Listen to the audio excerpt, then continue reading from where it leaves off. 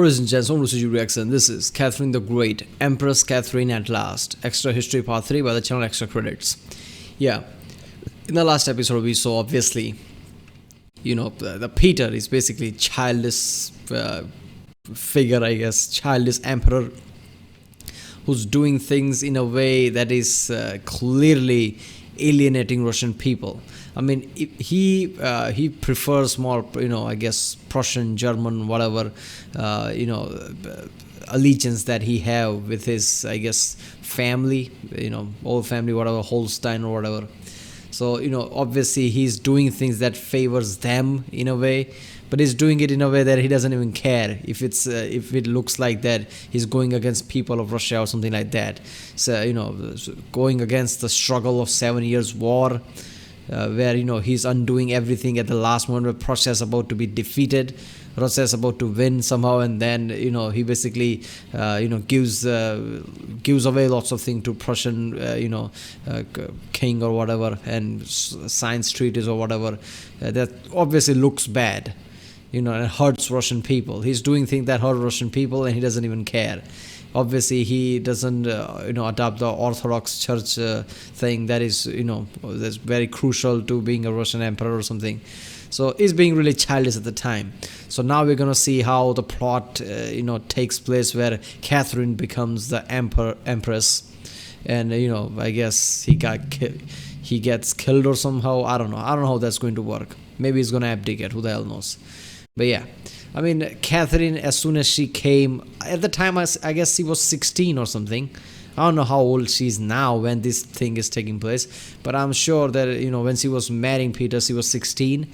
So around that time she really had some kind of political mind. That's surprising, because a teenager having that kind of mind is surprising to me. So she knew that she needs to impress people of Russia, not Peter.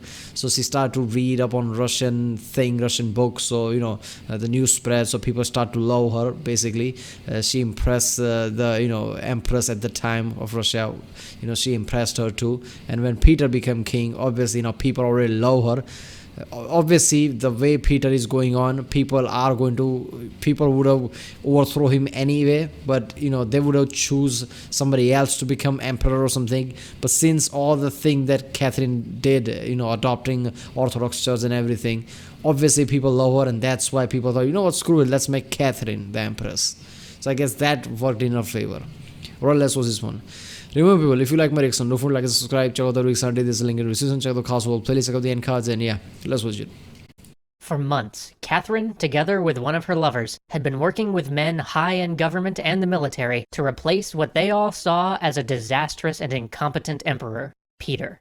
They'd been slowly putting out bribes and winning the hearts of the local guard regiments in St. Petersburg. But on the night of June 27th, it all came to a head due to a slip of the tongue.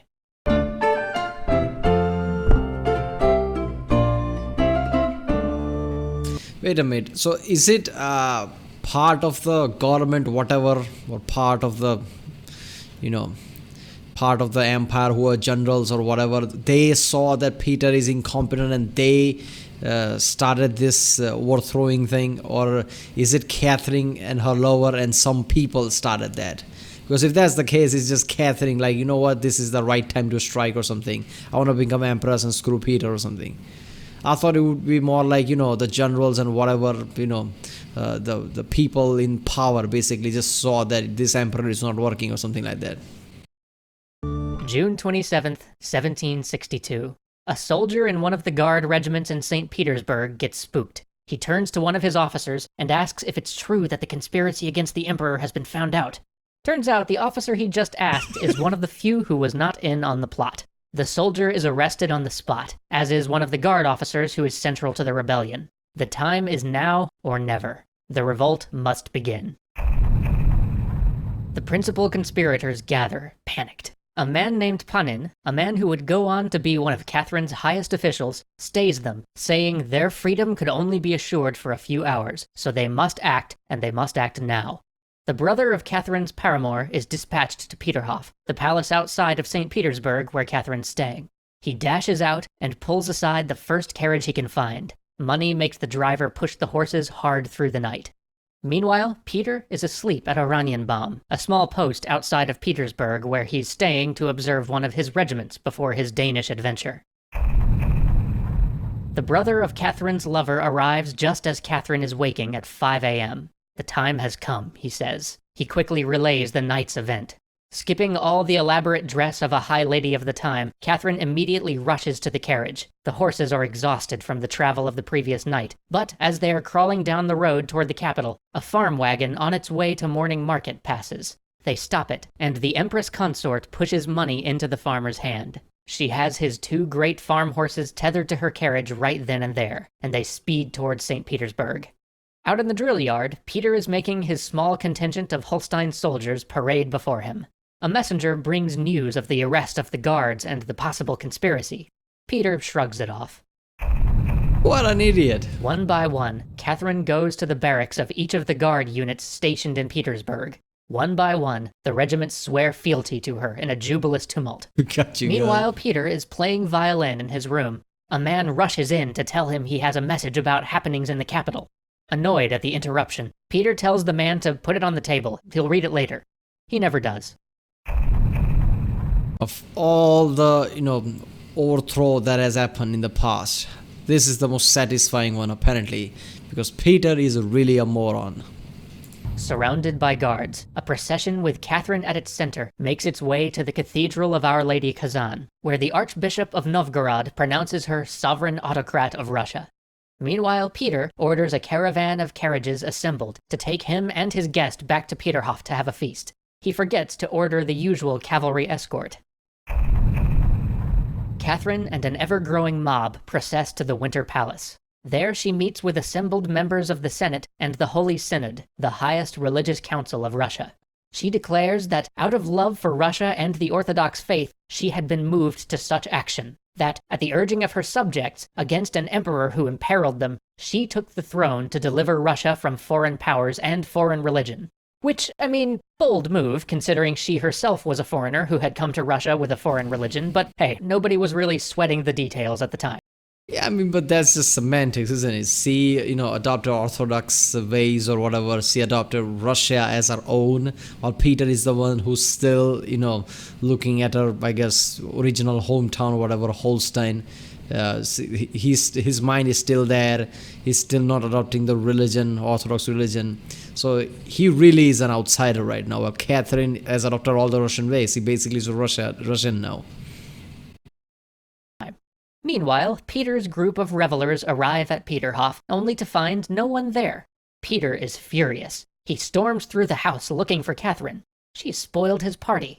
To one of his entourage, he screams in rage at her unthinking discourtesy. Didn't I always tell you she was capable of anything? A few of the more senior members of the party offer to head to St. Petersburg to see if they can find her. They had probably put 2 and 2 together by this point. Want the right information on COVID-19 vaccine? The embassy from Peter's company arrives. One of them begs Catherine not to take up arms against her husband. She takes him by the elbow and leads him to a balcony.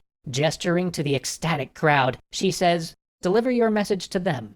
The small group of messengers all swear fealty to Catherine, or ask to be allowed to retire. Yeah, she's already the Empress, isn't it? Because, she has support of literally everyone. Because everyone, we would make anyone Emperor or Empress, but not Peter, because he's a real moron. He really hates Russian people. So, this is one of the easiest thing anybody could do. And, he's like, okay, screw it. I would think that, trying to overthrow her husband is a bit of an asshole move in a way. That's a, common thought that you would have. But this is so easy. Why wouldn't somebody do this? First of all, Peter didn't care for her from the get-go, so she wouldn't care for him either. He was just basically her meal ticket in a way to get out from under her mother's shadow or whatever. And then, obviously, if Peter didn't care for her, she doesn't care for him. And this is so easy, so of course she's going to overthrow him. And this is one of the easiest overthrow anybody has done in the past, I guess. Because nobody likes Peter because of all the things he's doing, and he's really a moron. Meanwhile, Peter has gotten his first concrete news of all the goings-on from the crew of a firework barge that was sailing to Peterhof to provide the fireworks for his party. But all their information is still vague because they had left early in the morning, as they'd been ordered to go deliver the fireworks. Peter, enraged, orders word to be sent to Oranienbaum to get his Holstein regiment. He shouts that he will defend himself to the death. His men arrive and are posted along the road to the capital, but no one thought to tell them that there might be a fight, so they only brought their wooden parade ground rifles. For God's sake. A Russian uniform is found for Peter, because he was still wearing the German one that he liked so much.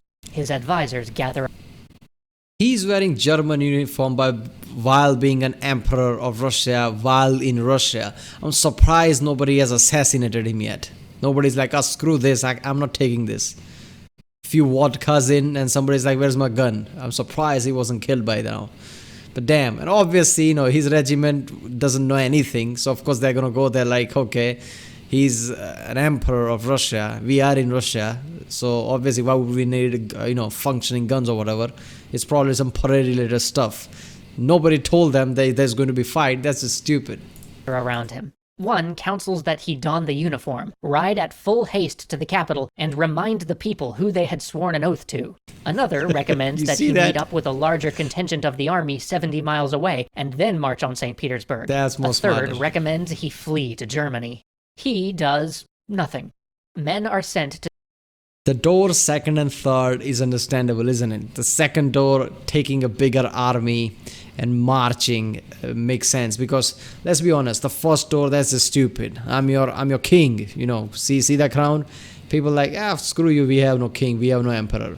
Second one makes sense because larger army, obviously people are gonna shut up. That larger army mentality works everywhere.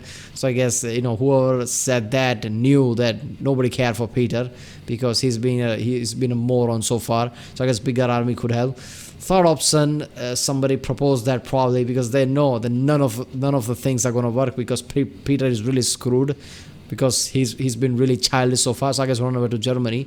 But Peter is such a moron that he's not going to do neither of those things. So yeah. secure a nearby island fortress. This fortress is still loyal. At least this was good news. Katherine had gotten the backing of the Synod, the people, the army, and the Senate without firing a shot. But there was one last thing she had to do. Peter had to formally abdicate. As was the right of the sovereign, she had taken on the rank of the colonel of the Preobrazhensky Guards. Borrowing pieces of a uniform from any of the men who seemed about her size, she strode out to meet her soldiers in the brilliant green of the Guards. She would lead the final foray to capture Peter herself. As the march began, a young subaltern rushed up to give her his sword knot, the one piece her uniform yet lacked. This subaltern's name, by the way, was Gregory Potemkin. Peter, meanwhile, chose to withdraw to the island fortress he had secured earlier in the evening. As his boat approached, the harbor was closed off to him. He shouted to the men in the fort, "Do you not know me? I'm your emperor!" To which the reply came, "We no longer have an emperor. Long live Empress Katherine II." What?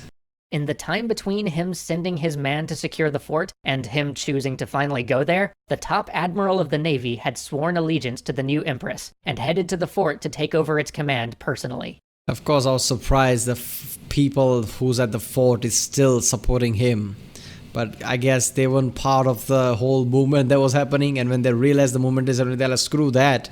Empress Catherine, we are all for that. So there you go. Peter fled into his cabin to hide. When he returned to Peterhof, he dismissed everyone and then went to his room, refusing to speak to his staff. What? Then he composed a letter to What Katherine, child? apologizing for his bad behavior and offering to share the throne with her. At first light, Katherine receives Peter's letter. She is unimpressed. A few hours later, she receives another letter offering to abdicate if he could just go back to Holstein. She accepts. He writes an abject abdication statement detailing... Wait a minute. How old were they when all this happened? Because they were 15 or 16 when they got married. How much after this is? Because if they are like 17 or 18 by now, Peter being that much of a child is not that surprising, if that's the age. But if they're in their 20s now, Peter is really a moron. how unfit he is to rule. Needless to say, a few weeks later, he wound up dead in a drunken brawl that was probably a cleverly disguised assassination. And his idol, the man he kept telling himself he was equal to, Frederick the Great?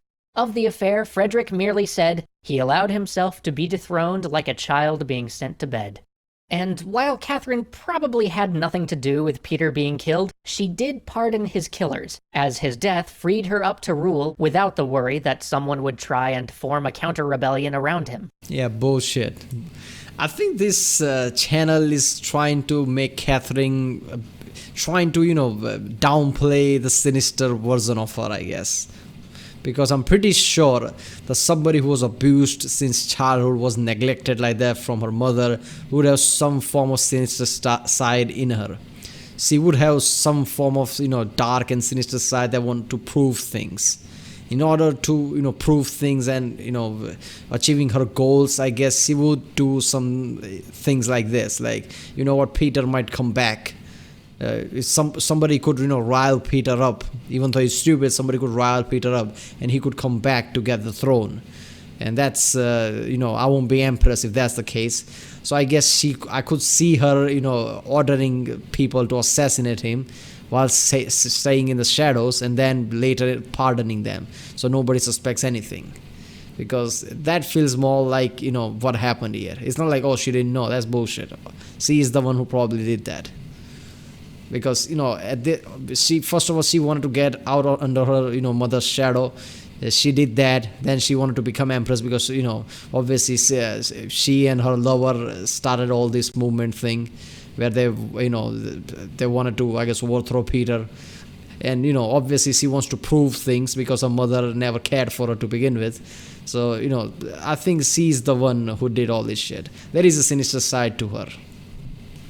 And rule she did, rapidly reversing almost all of Peter's policies. As Russian forces were literally on the verge of engaging with Denmark, riders arrived with Catherine's orders to return home. In fact, that was the order to all the Russian troops in Europe. She was going to begin an era of neutrality, where Russian troops fought on neither side of the 7 Years' War, and for this, the army was forever grateful. The church, on the other hand, was more complex. She put a temporary moratorium on Peter's order to secularize all church land, but Katherine was intent on being an informed ruler, and as reports came into her every day, one thing became more and more clear. Russia was broke.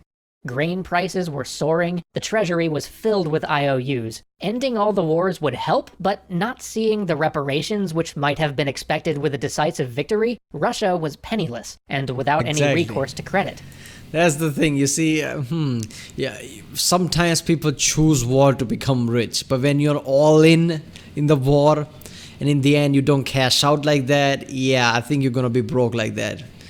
At that point, you have to win war to, I guess, make sure your economy survives. If you're just going to leave war like, we are neutral now, And easily a tenth of all the wealth of Russia was locked up in church lands, wealth that her government needed.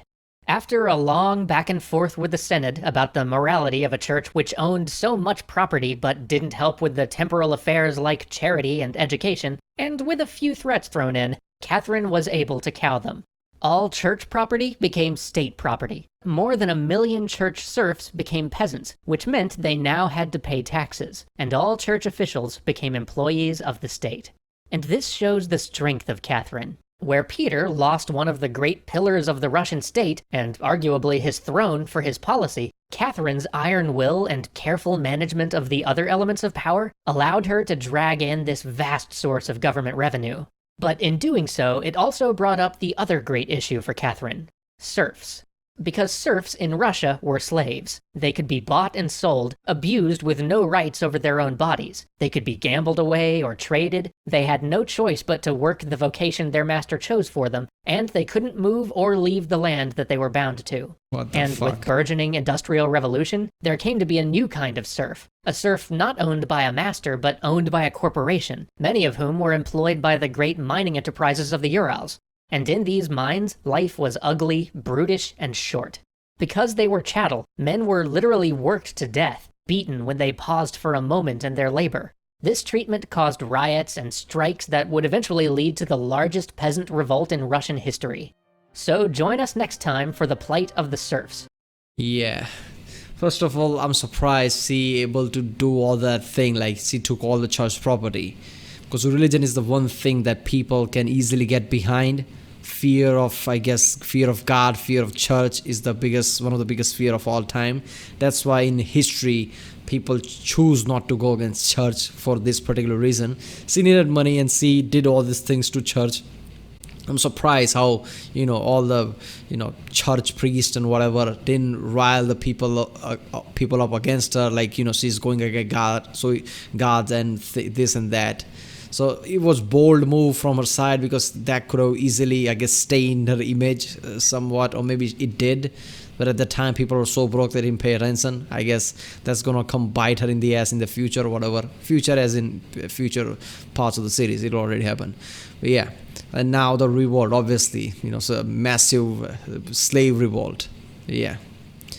Alright people, that was Katherine the Great, Empress Katherine at last, by the channel Extra Credits. If you like my reaction, don't forget to like and subscribe, check out the reaction, this link in the description, check out the cards, please check out the cards, and I'll see you next time.